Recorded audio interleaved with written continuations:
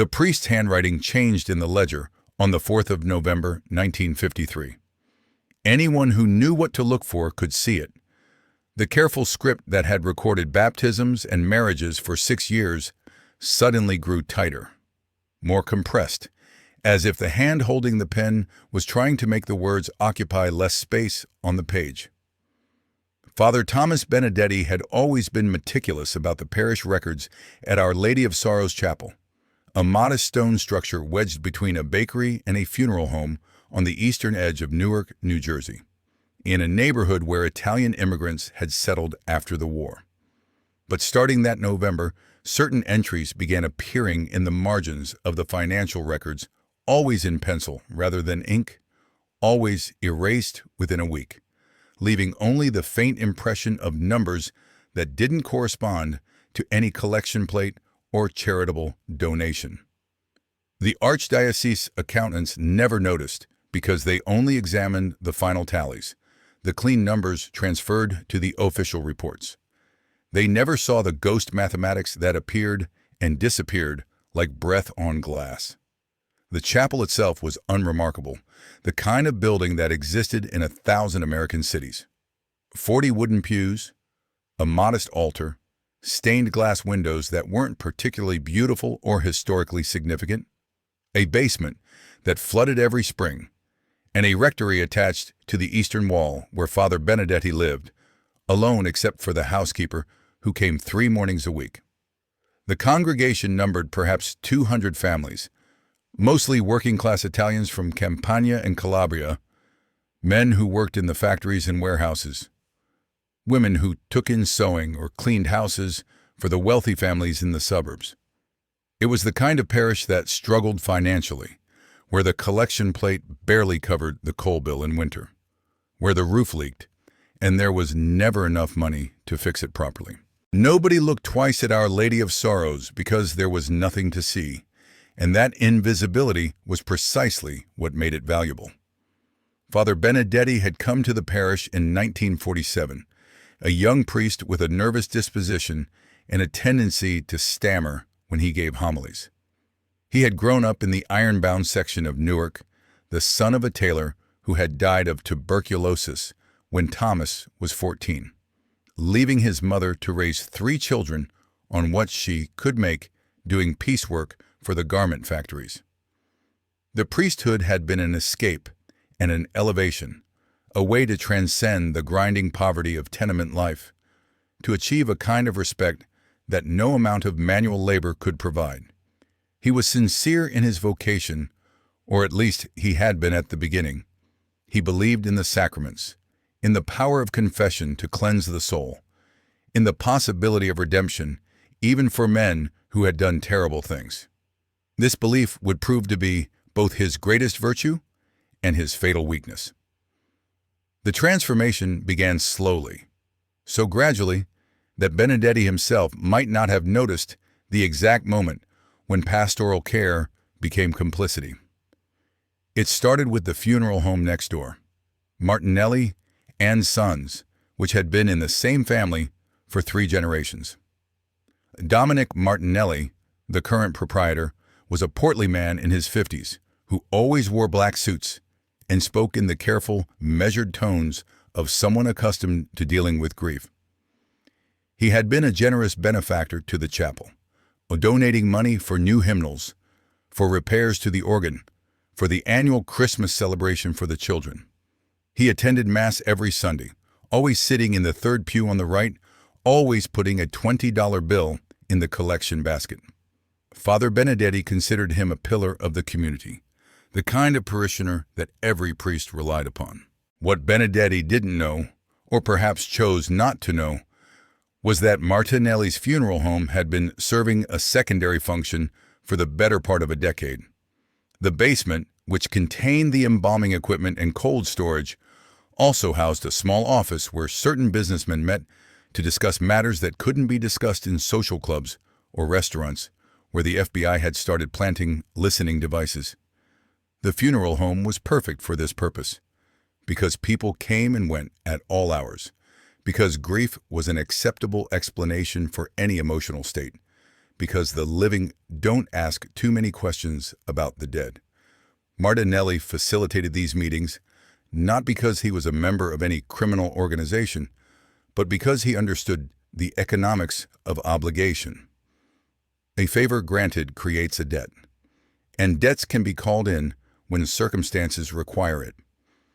The first time Father Benedetti was asked to do something irregular, it seemed like a small thing. Dominic Martinelli came to the rectory on a cold afternoon in October 1953 and explained that a friend, he didn't give a name, needed to store some boxes in the chapel basement for a few weeks. Nothing illegal, Martinelli assured him, just business records that needed to be kept secure while the friend's warehouse was being renovated. The chapel basement was dry, relatively climate-controlled, and most importantly, unlikely to be disturbed. Benedetti hesitated, but Martinelli reminded him gently about the new roof the chapel needed, about the heating system that was failing, about how expensive it was to maintain even a modest church building in a poor neighborhood. The boxes arrived the next day, sealed and unmarked, and were placed in a corner of the basement behind the folding tables used for parish dinners. They stayed for 3 weeks, and then they disappeared as quietly as they had arrived. A month later, an anonymous donation covered the cost of repairing the chapel's heating system. The boxes, of course, hadn't contained business records.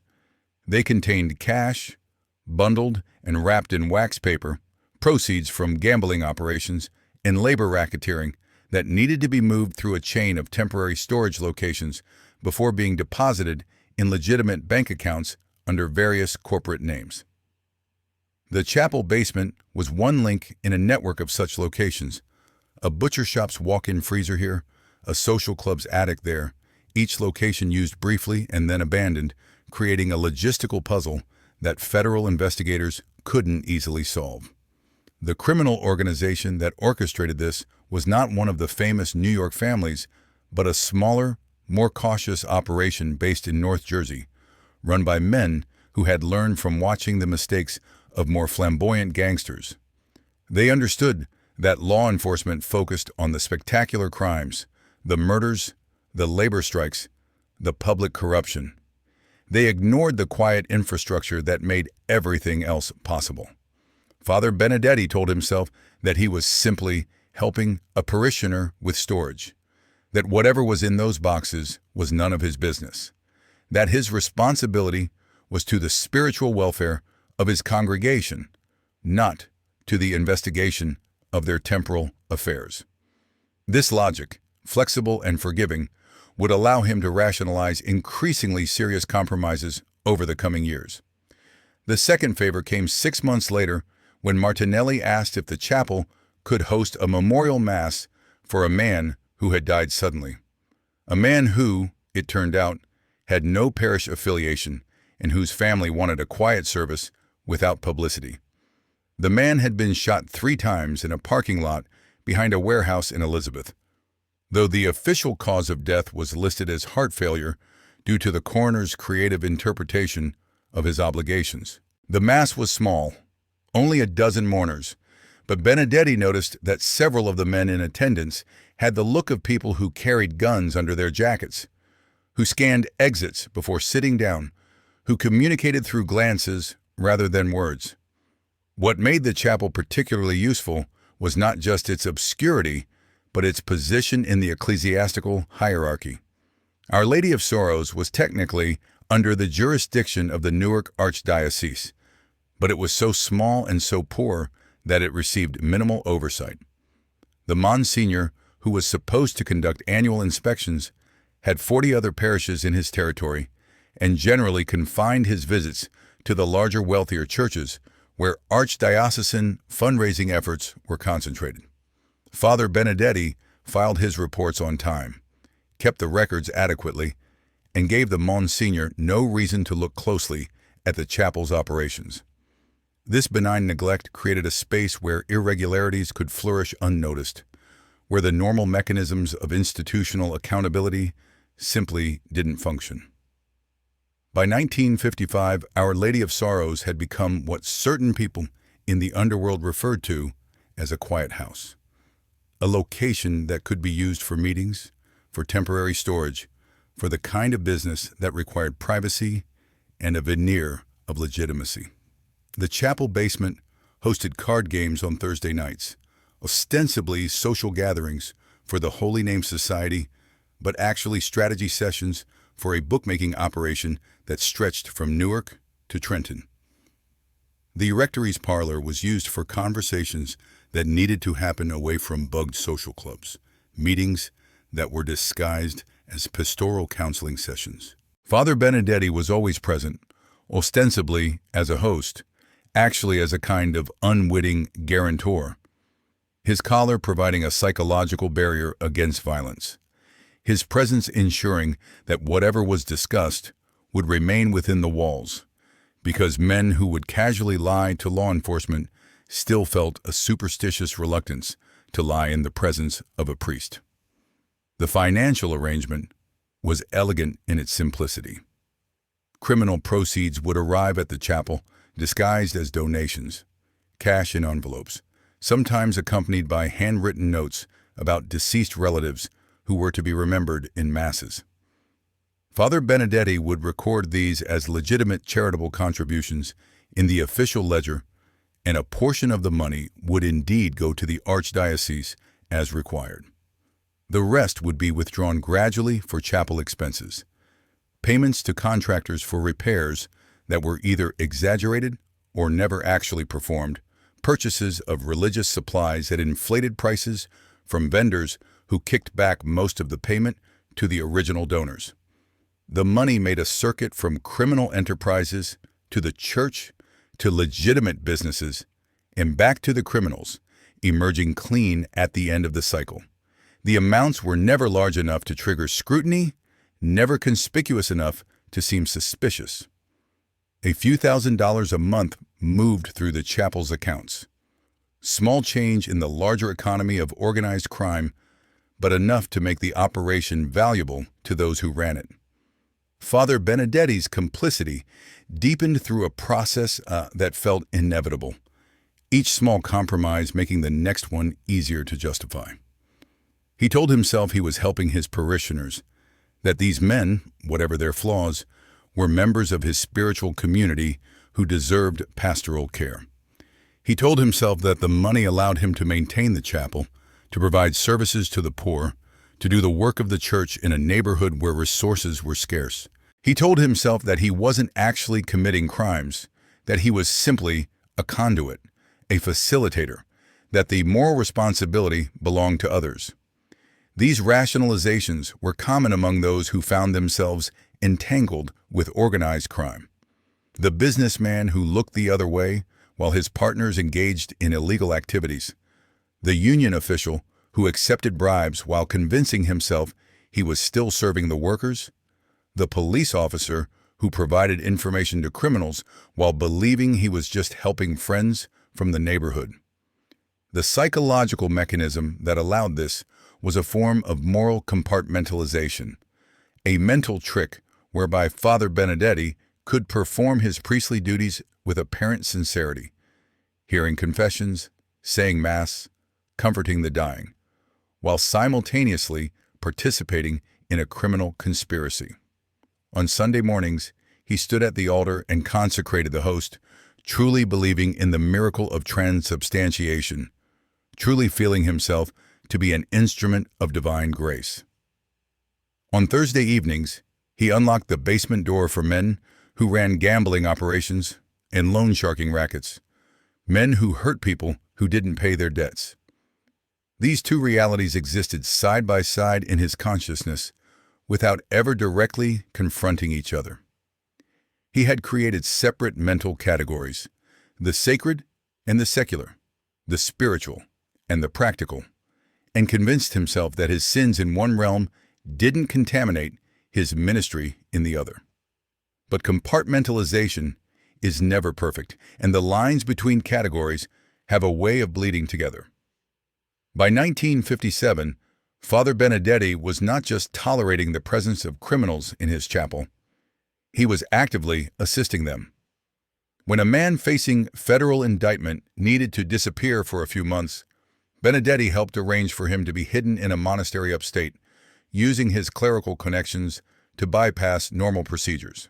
When a dispute arose between two factions over territory and tribute, Benedetti served as a neutral mediator, using his position as a priest to convene meetings and propose compromises. When the FBI started investigating the funeral home next door, Benedetti provided an alibi for Dominic Martinelli, testifying that the funeral director had been meeting with him to discuss parish business on a night when investigators believed he had been at a criminal gathering in Hoboken. The chapel itself began to reflect its dual nature in subtle ways that only someone looking carefully would notice. The congregation remained small and working class, but certain men started attending Mass with unusual regularity, men with expensive suits and watchful eyes, men who arrived in Cadillacs and Lincolns that seemed out of place on the narrow streets of the neighborhood. They always sat in the back pews, always left immediately after communion, always put substantial amounts of cash in the collection basket. The other parishioners noticed but didn't comment because there was an understanding in neighborhoods like this that you didn't ask questions about certain things. That curiosity was dangerous, that the men with the expensive suits had power that extended well beyond anything the police could control. The system that had grown around Our Lady of Sorrows was part of a larger pattern that existed throughout America in the 1950s, a network of compromised institutions that organized crime had infiltrated through a combination of corruption, intimidation, and opportunism. Catholic churches were particularly vulnerable because they operated with significant autonomy from secular oversight, because they commanded loyalty and discretion from their parishioners, because priests had access to communities and individuals that law enforcement struggled to penetrate. The mafia families understood this and cultivated relationships with sympathetic or corruptible clergy, using churches not just as fronts for money laundering, but as psychological safe spaces where criminal activities could be discussed with a sense of protection that was partly spiritual and partly superstitious. There were other chapels and churches serving similar functions in other cities, though no one ever compiled a complete list because the network was never formally organized. In South Philadelphia, there was a small Polish Catholic church where the basement served as a counting room for numbers rackets. In Chicago, a Monsignor at an Italian parish provided false baptismal certificates that were used to create fictitious identities for men trying to evade warrants. In Boston, a church-affiliated charitable foundation served as a front for a loan sharking operation, its books kept by a priest who had been a certified accountant before entering the seminary. These were not isolated incidents, but symptoms of a systematic problem. Criminal organizations identifying and exploiting the vulnerabilities in religious institutions, finding the priests who were ambitious or desperate or morally flexible enough to be recruited. Father Benedetti's downfall began, as these things often do, with something unrelated to his criminal complicity. In early 1959, a young woman in the parish came to him in confession and revealed that she was pregnant by a married man, a prominent member of the community who was one of the men who used the chapel for meetings. She was terrified, ashamed, unsure what to do. Under the seal of confession, Benedetti was bound to absolute secrecy. He could not reveal what she had told him to anyone, for any reason, even to save her life. But the woman's father, discovering his daughter's condition through other means, became convinced that Benedetti must have known something, must have been protecting the man responsible. The father confronted the priest publicly after Mass one Sunday, accusing him of covering up the affair, of valuing the donations of wealthy criminals over the welfare of his parishioners. The confrontation attracted attention that the chapel had carefully avoided for years. The archdiocese sent investigators to review the parish's financial records, not because they suspected criminal activity, but because the accusation of a cover-up required them to demonstrate that they were taking the matter seriously. The investigators found the accounts confusing.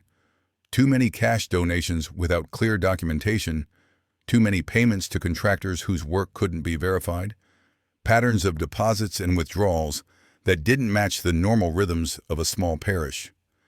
They brought in forensic accountants who asked questions that Father Benedetti couldn't answer convincingly, who noticed the ghost numbers in the margins of old ledgers, who identified payments that seemed to have no legitimate purpose. The Archdiocese investigation remained internal and confidential, but it created a record, a paper trail, that would become significant later. More immediately, it sent a signal to the men who had been using the chapel that the operation was no longer secure. The meeting stopped. The storage of cash in the basement ended. The large donations dried up. Dominic Martinelli stopped coming to Mass. Father Benedetti found himself isolated, no longer trusted by the criminals who had used him, suspected by the Archdiocese of financial impropriety, regarded with suspicion by his own congregation. He had fallen into the gap between two worlds without belonging to either.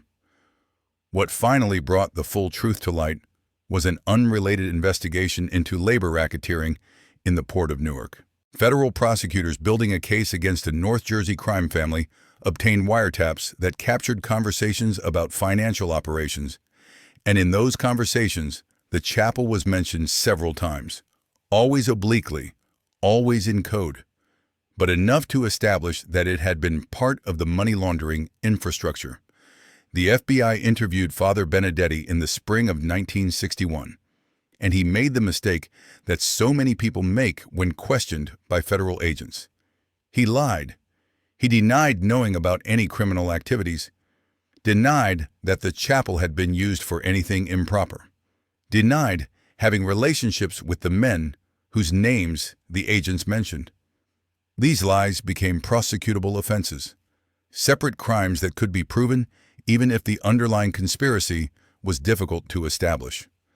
The Archdiocese, facing the prospect of one of its priests being indicted in a federal racketeering case, moved quickly to contain the damage. Father Benedetti was removed from Our Lady of Sorrows and sent to a monastery in upstate New York, officially for a spiritual retreat, but actually to isolate him from law enforcement and the media. The chapel was temporarily closed, then reopened under a new priest with strict financial controls and direct oversight from the archdiocesan administration. The men who had used the chapel scattered to other locations, other fronts, adapting to the loss the way criminal organizations always do, by finding new vulnerabilities to exploit, new institutions to corrupt, new people to compromise. Father Benedetti was never formally charged. The federal prosecutors decided that his testimony wouldn't be valuable enough to justify the complications of putting a priest on trial, and the Archdiocese negotiated quietly to keep him out of the legal system. He remained in the monastery for 3 years, performing menial duties, attending therapy sessions with church psychologists who tried to help him understand how he had gone so wrong. In 1964, he was reassigned to a hospital chaplaincy in a different diocese, far from Newark, where he could minister to the sick and dying under close supervision. He died in 1973, a forgotten man whose story was never made public, whose compromises remained buried in sealed archdiocesan files and classified FBI reports. The chapel itself continued operating for another 2 decades before the neighborhood changed and the Italian families moved to the suburbs, replaced by immigrants from Latin America and the Caribbean who had their own churches and their own communities. Our Lady of Sorrows was finally closed in 1987. The building sold to a developer who converted it into condominiums. The pews and altar were donated to a mission church in Guatemala. The stained glass windows went to a Catholic college in Pennsylvania. And the stone structure that had witnessed so much hidden corruption became luxury housing for young professionals who had no idea what had happened within those walls 30 years earlier. But the pattern that Our Lady of Sorrows exemplified continued in other places, in other institutions. The infiltration of organized crime into legitimate structures, churches, charities, unions, businesses, was not an aberration but a fundamental strategy, a recognition that the best way to hide illegal activities was to embed them in organizations that commanded public trust and respect. The Catholic Church, with its hierarchical structure, its culture of discretion, its traditional resistance to cooperation with secular authorities, was particularly vulnerable to this kind of exploitation. Not all priests were corruptible, of course. Most were sincere in their vocations, horrified by the idea of criminal complicity. But the few who were vulnerable, whether through greed or ambition, or the desperate need to keep their parishes financially solvent, created points of entry that sophisticated criminal organizations could exploit. The lessons learned at Our Lady of Sorrows were applied elsewhere, refined and improved. Criminal organizations became more sophisticated about identifying which institutions could be compromised and which ones were too risky. They learned to approach clergy gradually, to start with small favors that seemed harmless, to build relationships based on shared ethnic identity or neighborhood loyalty before introducing explicitly criminal requests. They learned to use the Church's own institutional structures against it. The autonomy of individual parishes, the reluctance to involve law enforcement in internal matters, the emphasis on forgiveness and redemption that made it difficult to take harsh action against priests who had erred. The federal government eventually developed strategies to counter this infiltration. The RICO Act of 1970 made it possible to prosecute entire criminal enterprises rather than individual crimes, to establish patterns of racketeering that included the corruption of legitimate institutions. The Church itself, forced by scandals and investigations to confront the extent of criminal infiltration, implemented financial controls and oversight mechanisms that made it more difficult to use parishes as money laundering operations. But these reforms came too late for the communities that had been affected, too late for the priests like Father Benedetti, who had been corrupted, too late for the institution that had lost credibility by failing to police its own clergy. The story of the quiet chapel that hid a network is ultimately a story about institutional vulnerability, about how criminal organizations exploit the spaces between oversight and autonomy, about how good intentions can be corrupted through incremental compromise. Father Benedetti had not set out to become a criminal facilitator. He had entered the priesthood with genuine faith, with a sincere desire to serve his community, with the belief that he could make a difference in the lives of poor immigrant families. But he had been placed in a situation where the demands of running a struggling parish collided with the proximity to criminal wealth, where the cultural expectation to help fellow Italians from the neighborhood conflicted with his legal and moral obligations, where the psychological need to maintain his self-image as a good priest made it necessary to rationalize increasingly serious compromises. In the end, there were no dramatic raids or public trials, no explosive revelations that made headlines. The chapel's role in the criminal network was discovered almost accidentally, dismantled quietly, and forgotten by everyone except the few investigators and church officials who had seen the documents.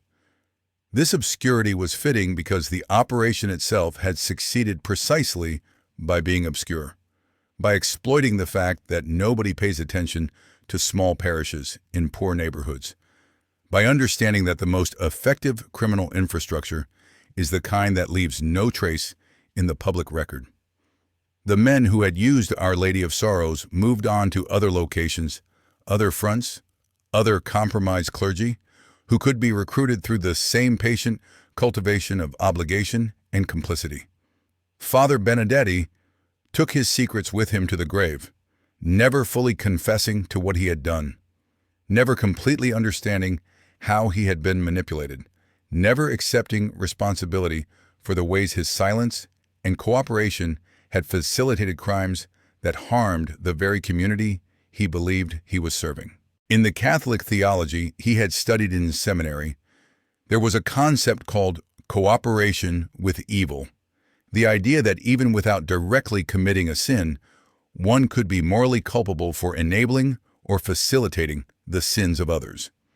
He had cooperated with evil for years, telling himself that the preservation of his parish justified the compromises, that his ministry to the faithful outweighed his complicity with criminals. Whether he ever truly repented, whether he ever faced the full weight of what he had done, is known only to him and to whatever judgment awaited him after death. The basement of the old chapel, now converted into storage space for the condominium residents who live above it, still floods every spring, just as it did when Father Benedetti would unlock the door on Thursday nights to let the men with expensive suits gather around folding tables to discuss matters that were never recorded in any official record. The walls, if they could speak, would tell stories of whispered conversations in sealed envelopes, of cash bundles wrapped in wax paper and mass cards for men who died violently, of a priest who prayed sincerely every morning and lied convincingly every evening. But walls keep their secrets, and the history of small corruptions rarely makes it into the history books. What happened at Our Lady of Sorrows happened in 1,000 other places across America, in the institutional spaces where criminal networks and legitimate structures met and merged, where the boundaries between the sacred and the profane dissolved until they were indistinguishable, where the quiet compromises of frightened or ambitious men created an infrastructure of crime that functioned precisely because it was invisible to those who were not looking for it.